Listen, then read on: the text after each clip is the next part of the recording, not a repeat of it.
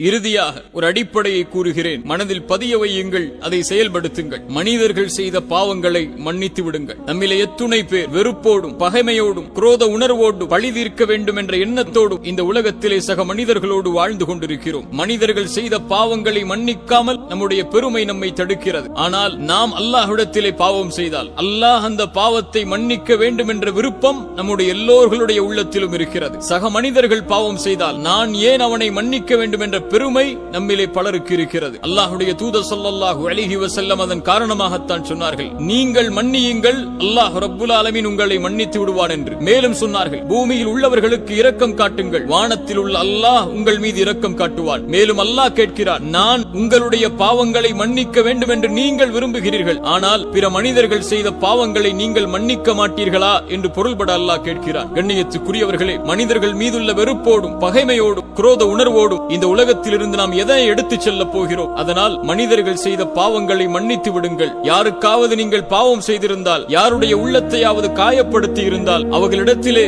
மன்னிப்பை தேடுங்கள். அவர்கள் உங்களை மன்னித்தால் தான் அல்லாஹ் ரப்புல் ஆலமீன் நாளை மறுமையில் மன்னிப்பான். மனிதர்களிடத்தில் இரக்க குணத்தோடு நடந்து கொள்ளுங்கள்.